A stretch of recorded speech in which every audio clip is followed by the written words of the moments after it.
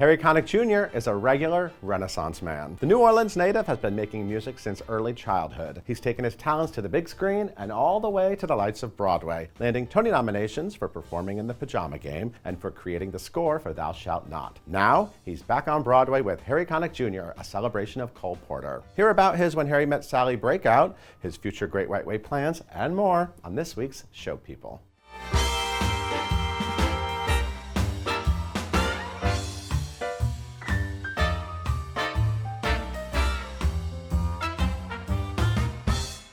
Harry, welcome back to Broadway. Thanks, Paul. So happy you're here. Me too. It's been something I've been looking forward to. Yeah? Is Broadway like a special place for you? Oh, yeah. No, it really is. I remember, I think the first Broadway show I saw was Sophisticated Ladies, like back in maybe the 70s or something. And my parents brought me that. And just being a performer from a place that didn't have the kind of theater scene that New York has, it was always something that was fascinating to me. So whatever capacity I ended up working in, whether it was a concert situation or a Broadway show, it's always been something that I take really seriously and really enjoy it when I'm doing it. You know, I saw your very first Broadway run at the L'Enfantin in 1990. That's right. And being a fan of you led me to Criminal Activity because I had just moved to New York. And I went with a bunch of friends from college. I had just moved here. We went to this restaurant, Isabella's on the Upper West Side, for dinner, and we were going to your show. And one of my friends was from Baton Rouge. Okay. So she was like telling us, she said, you know, what we really should have at this show is we should have white napkins that we could like wave like in a the air. line. So we stole some white napkins from Isabella's. That's great. So I apologize. Did you wave them at the show? Oh, we waved them. We were up in the mess. You probably didn't see us. That's very cool. And you know, it's funny that you've come back to Broadway in so many capacities now, and you know, you really are part of the theater world and a part of a lot of worlds. But your new concert, you're back at the Nederlander for a nice holiday run. And we're celebrating Cole Porter. Yes. And your new album is fantastic. Thank you. You've recorded a few Cole Porter songs over the years. I have. But this is, you really have just sort of turned the focus on him. I did. So I had been with my record company for about 30 years, and recently I just signed with Verve after so many years with Columbia. Right. And when I first met with them, I said, listen, there's a bunch of records that I would love to do, because there are. I mean, I could do an album of all originals, or I'd love to do another funk album or a gospel album, all these different records. And one of the records that I suggested was, well, I could do a Cole Porter songbook album, and they said, well, we want you to do that. That's the one. Yeah, do that first.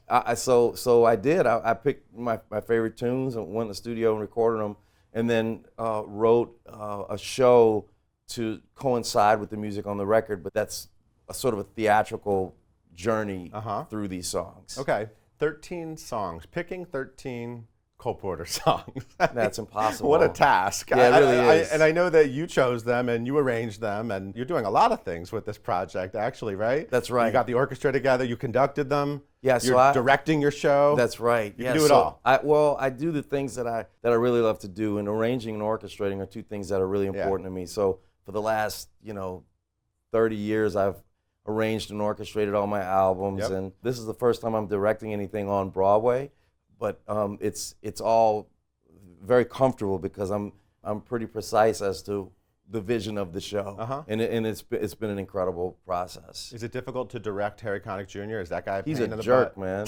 Yeah, he never comes out of his dressing room. He's a real pain. Is there anything you got to keep him under control? Any bad habits he has? He won't talk to anyone, so you have to go through his assistant. Oh, he's one of them. Yeah. Won't make eye contact. Nope, you got to look down. It's really. I think that's like the polar opposite of you from everything I know about you. Life's too short for all that stuff. Exactly. You know, I think there was a time in my life where I thought maybe you should act a certain way. Like when I was in my early 20s, people would say, "Hey, can I have a picture?" And no, I'm busy. But over the years, you learn, what an incredible blessing it is to be in the public eye. I mean, this is what I've always wanted to do. So it's just I feel very lucky. Yeah, you exude that warmth, but you always have. I just feel like you're a guy people want to be around. And that's really nice. Yeah, that's really nice. I mean, I love performing and I love people. Talking about Broadway, I absolutely adore the Broadway community. So many people. I think Broadway is the most talented group of people in the world by far in any context. So to be around these amazing, talented people all the time, it's just it's just a thrill. It's an honor. So let's go back to True Love is the name of the album. 13 songs. Did you take in a lot of songs, or was it just sort of like gut things? Like, well, I know I love that song. And It started like that, but you know, if somebody says, you know, what's your favorite Cole Porter song, you kind of draw a blank. Yeah. So I went and just got, you know, huge books of information about what songs he wrote, going back to when he was at Yale, college fight songs and stuff. And I looked through, you know, deep dive, a real deep dive, and like I wanted to do True Love, I wanted to do Just One of Those Things, but there were some other songs like Mind If I Make Love to You, which great title, by the way. Oh, it's amazing. Mind If I Make Love to You. We could do a whole show just on that and why I think that's an important title right now. It's incredibly timely. But that was a song that I had heard because I had seen High Society, but I never didn't know it, and nobody knows that tune. I mean, nobody meaning 99% of the population doesn't know it. I had to remind myself where that was came from. And so it was songs like that. Yeah. One of them is I Am Loved, which isn't on the album that we recorded, which was another tune that's not as popular. So it was really fun to kind of find these tunes, deconstruct them, and come up with new arrangements for them. Yeah, you did a beautiful job. Thank you. I've been listening to it nonstop. Thanks, man. And a couple some of the songs originated on Broadway. Yes. Some of them Frank Sinatra introduced, right. That one, and you've had the Frank Sinatra thing. When you first started, people were like, it's an incredible Frank compliment. Sinatra guy. So you know what's really funny is that I'm friends with Tina and Nancy, Frank's daughters, and I sent them a copy of the album just because I love them and I think about them a lot. And Tina wrote back and said, "Oh, I can't wait to hear your version of Mind If I Make Love to You." And I'm thinking to myself, like, why that one? And then I realized, oh, because Cole Porter wrote it for her dad. Like, it's just 1 degree of separation from that. So that was kind of cool. Yeah. So what's your goal with creating a show out of it? I've done a million concerts and I love performing. And the thing about my concerts, we don't really plan them. So there's a million songs to choose from. We change it up every night. There's no script. There's no pattern. There's nothing. Go out and play the first couple of songs and then kind of see where it goes. It's not a jukebox musical in that the songs aren't really driving the plot because there isn't a plot. But I think if I'm successful, you'll hear and see the songs in a different way. I think this show showcases them in a way that hasn't been done before, hopefully. Wow, I love that. So you're talking a little bit about his life, and you have very different backgrounds, you and Cole Porter. Yeah, we do. You know, he had a fascinating life, a tragic life, really, if you look at sort of the last third of it, or maybe a little bit more. And my heart really breaks for him. Not only, I mean, first and foremost, being a gay man in a world where you just couldn't talk about that. Right. Is heartbreaking enough. But then, you know, you look at he got in this terrible horse riding accident. He couldn't use his legs. Eventually, had to get one amputated. And everything I've read, if it's accurate, just shows him becoming kind of sad and bitter, you know, over the rest of his life, to the point where he didn't really want to create anymore. And I think about him a lot. You know, I think about, you know, what was he like, and what would it have been like to be around him and to tell him how much I love him. You know. Yeah. But his songs bring such joy and such, the emotions in the music. They're amazing. And when you look at some of these songs, like All of You, and you listen to the lyrics, you can feel people in the audience saying, "Did he just sing that?" And this is in 2019, when you can turn on the radio and hear any kind of profanity and suggestive lyrics that you want. People think that this generation is the first one to discover those things, sex and but it's been around forever. And the way Cole Porter talks about it is so elegant and so careful that there's double entendres all over the place. And that's the beauty of his music. He was just as passionate and sensual as anyone, but he was just incredibly witty and elegant in the way he presented it. Yeah, fantastic. I can't wait to sit there and have you sing to me for a couple hours. I can't wait for you to come. Okay, we're going to take a quick break. We'll be back with more Harry Connick Jr.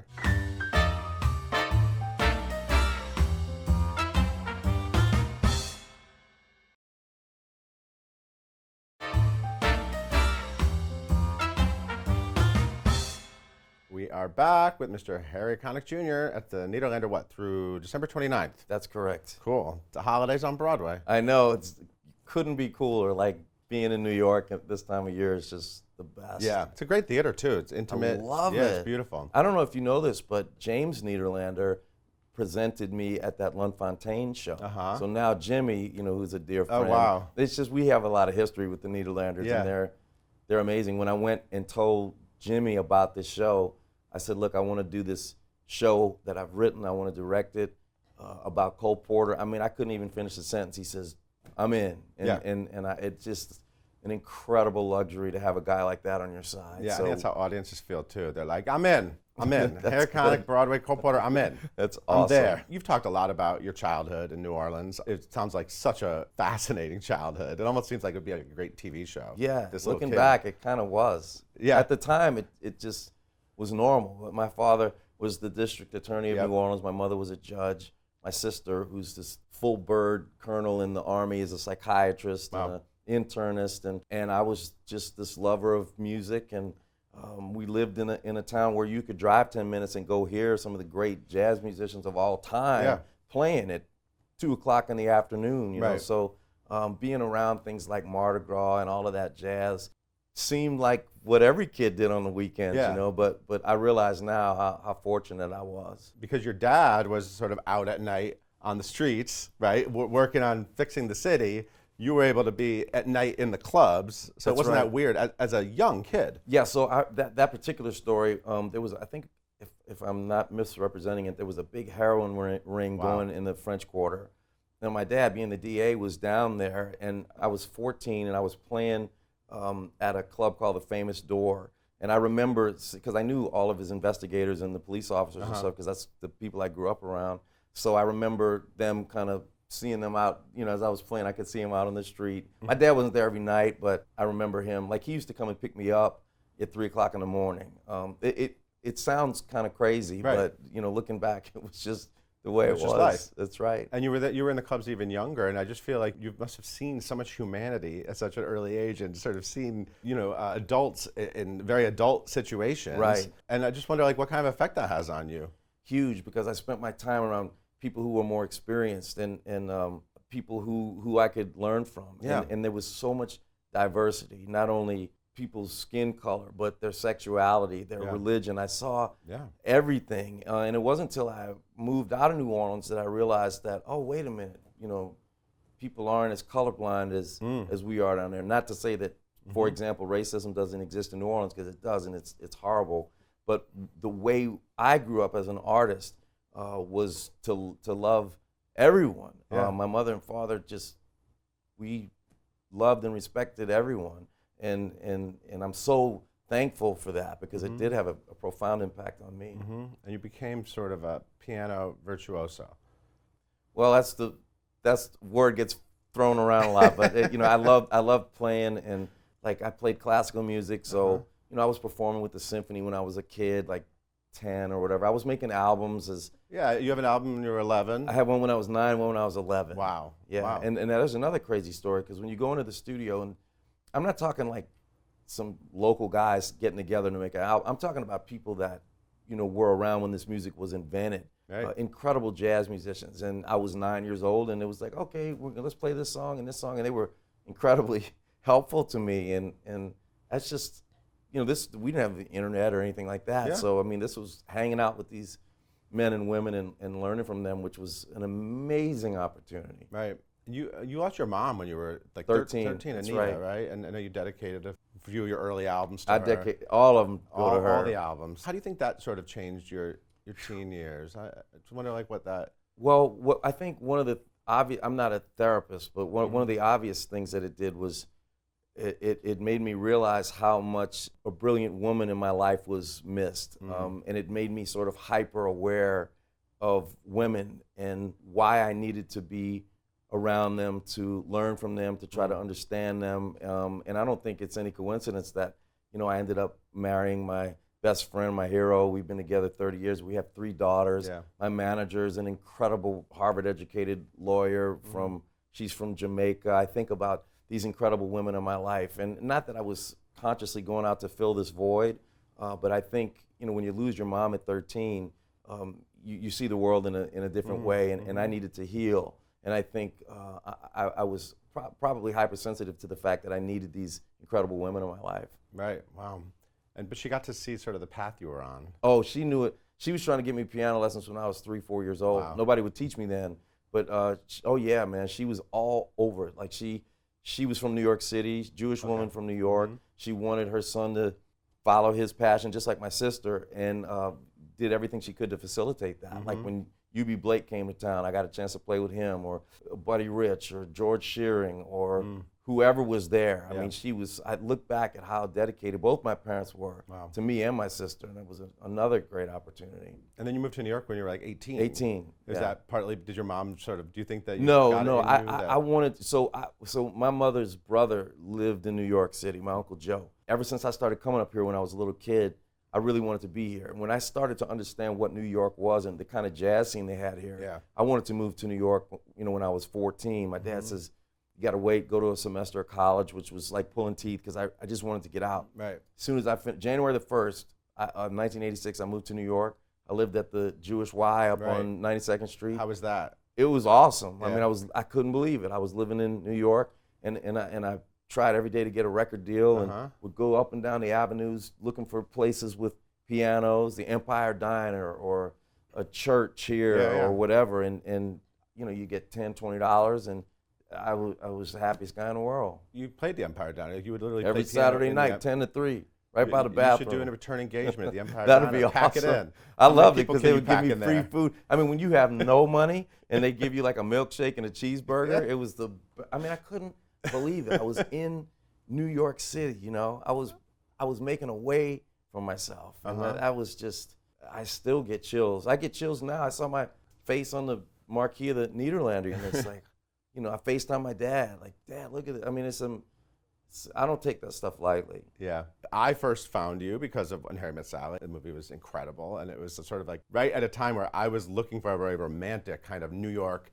movie, right? I mean, it was such a, and your songs were such a big part of that. And I remember getting the album and seeing that guy in the camel coat, that little picture of you in the camel coat with the slick back hair. I was like, he looks cool. I mean, we're celebrating the 30th anniversary of that, right? I know. This year. What was that like? And Can't even explain were it. you ready for that much attention suddenly? Well, I wanted it, but because as a sort of an extroverted performer, somebody who wants to make a career in this business, the idea of it was very appealing. But you never know with any specificity what is going to happen. So I was ready for it, but I was blown away by the process. No, that album came out because I was only supposed to sing one or two songs. Right, I heard that they couldn't get the rights to the original songs. Yeah, so Frank Sinatra's song got cut out. Ray Charles' song got cut out. Ella Fitzgerald's this guy can do them. Well, yeah, and so I did the whole album, and so I didn't really do the soundtrack, but I sang songs that they used in the movie. Yeah.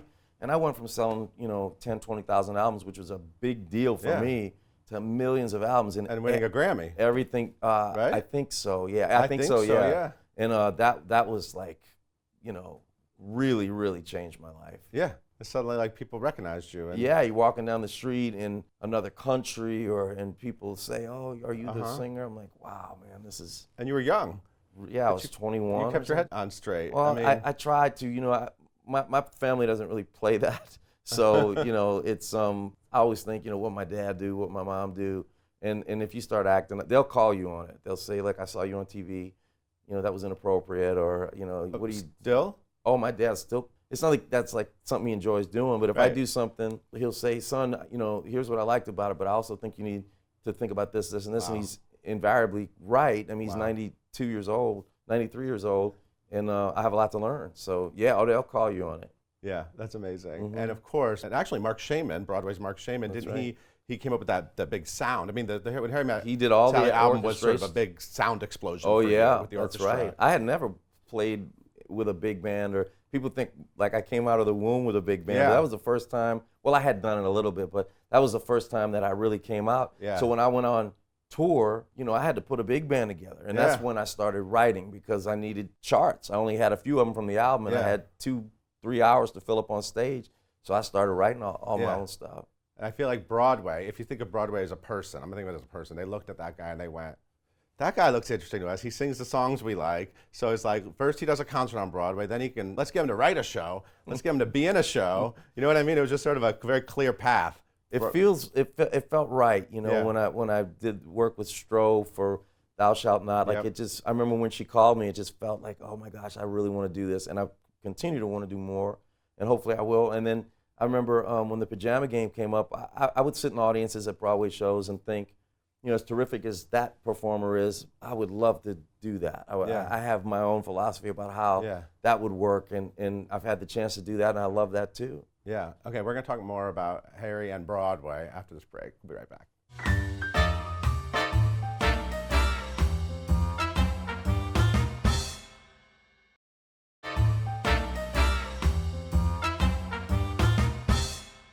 We're back with Harry Connick Jr., Tony-nominated songwriter and Broadway star. Actually, you won a Broadway.com Audience Choice Award for the Pajama Game. It's so cool. Yeah, that's the fans' choice. It's really nice. You were incredible. That was such a big moment for you. It was so fun. I have such memories just about the whole show, and I made some amazing friends. First and foremost, Kelly O'Hara, who continues to be just a Tony winner, Kelly O'Hara. Yeah, man, she is my hero. I love her. My family loves her. I used to stand backstage and watch her sing every night, and just watch her body movements as she sang, just because she's such an forget how passionate and talented she is, but she's such an incredible craftsman. You know, she really knows what she's doing, and it was an honor to be on stage with her. You know, I have a theory. So you did Pajama Game with Kelly, and then you did On a Clear Day You Can See Forever with this unknown upstart named Jessie Mueller from Chicago. And both of these ladies are now Tony-winning, Broadway leading lady institutions. That's right. So I have a theory. Okay. You had something to do with that. Like I had nothing maybe to do there's with some magic in starring opposite Harry Connick Jr. Nothing at all. You know, you're talking about two of the greatest performers on the planet. Yeah. I remember when Jessie came in and auditioned for On a Clear Day. She was among about 9 women who were mind-blowingly great. I mean, talk about triple threats, you know. And then Jessie came in, and she was the last one of the day. And I told the team, I said, if you want my vote, you know, she's the one. She's incredible, just incredible, as you know. And so I've been really lucky to work with some good people. Yeah, I don't know. I think the next leading lady gets to be opposite you is she's going to just. That sounds like a plan. Go to superstar. I just keep surrounding myself with these incredible women. I'll be fine. They're also great people, right? Amazing people. Yeah. I want to talk about Thou Shalt Not a little bit. I remember Thou Shalt Not vividly. I saw it multiple times. You wrote the whole score, a beautiful score, and a Tony nomination for it. And of course, it was recorded multiple times, right? The original cast did it. Yes. And then you sang it with Kelly, too. That's right. And it was obviously set in New Orleans, so it was sort of a great in for you to sort of bring that sound to Broadway. But the show was tricky because it was a brand new show, and it was based on very dark material. That's right. And it was very adult, and it was. I remember the poster came out, and it was super sexy. It was like that sexy shot on the poster, and it didn't run that long. No.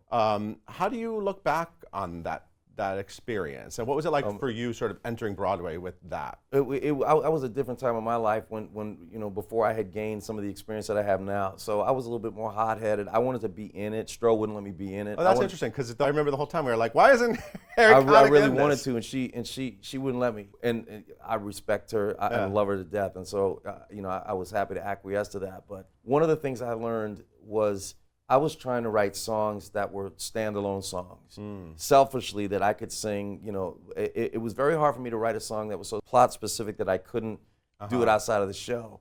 And I learned about that. I learned about collaboration. I learned about throwing away your best work. You know, when a song just doesn't work, you just can't think twice about it. You just get rid of it and write another one. So it was, and it opened on Broadway. I think there was some thought about doing it out of town, and I'm like, no, I was gung-ho. But you learn a lot. Yeah, and then that Norbert Leo Butz stole the second act. But he's just, that guy. And you know what, I'll be honest, I love Craig Bierko. He was amazing, but to sit in that house during those rehearsals and not be on the stage was driving me insane. It was driving me insane when I saw it in previews. I'm like, why isn't Harry Connick Jr. in this? Yeah, and that's not to disparage Craig at all. I know. He did a terrific job, absolutely. and it was hard. I mean, the music was hard, but I really I had a great time doing the show, and I'm proud of it. Yeah, you should be. Would you ever write another? Oh yeah, no, I plan on it. In fact, I got a bunch of stuff in my head right now that, as you know, getting a Broadway musical on stage is really a miracle. It really, really is. There are so many things that have to go the right way. So hopefully, I have a bunch of ideas, and you know, at least one of them will come to fruition. Good. I was afraid you were going to say never again. Oh, no, I'm looking forward to it. I love it. I'm obsessed with it. I love everything about it. I love the stagehands. I love the theaters. I love the small dressing rooms. I love the smell of it. You know, I love the people more than anything. And you want to keep acting on Broadway too. Oh yeah, it's just you can't get that anywhere else. I mean, you can do films, television, concerts, but what you get on a Broadway stage is something you can only get on a Broadway stage. And it feels like a family that has welcomed me, and I'll protect that fiercely, because I love these people. I remember on opening night of Pajama Game, you actually told us, you said, I thought it'd be boring to do the same thing 8 times a week. I was nervous. I was nervous. So yeah. I remember I was somewhere, and I asked Glenn Close, who I had done a film with, so I know her really well. I said, Glenn. South Pacific. Yeah, you're amazing. Yeah, you know more about me than me. I said, man, I'm a little nervous about it, because I really do not plan my shows.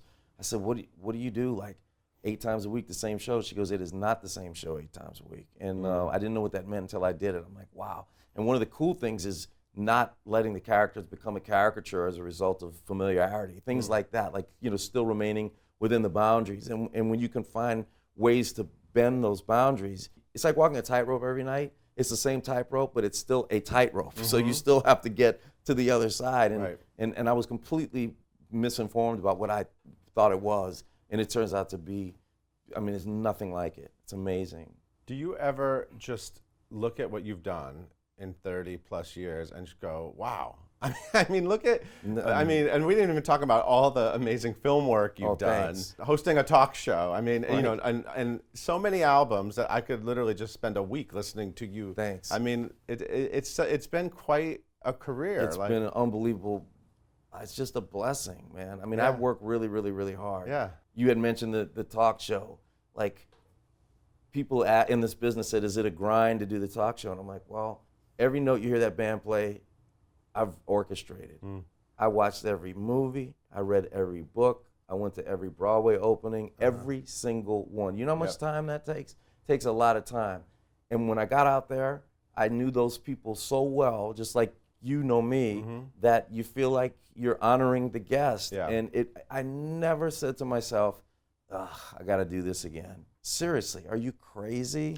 Like, I did a Broadway show once, and there was an actor in the wings, and I could see her back there, and she mouthed the words to me, I'm so tired.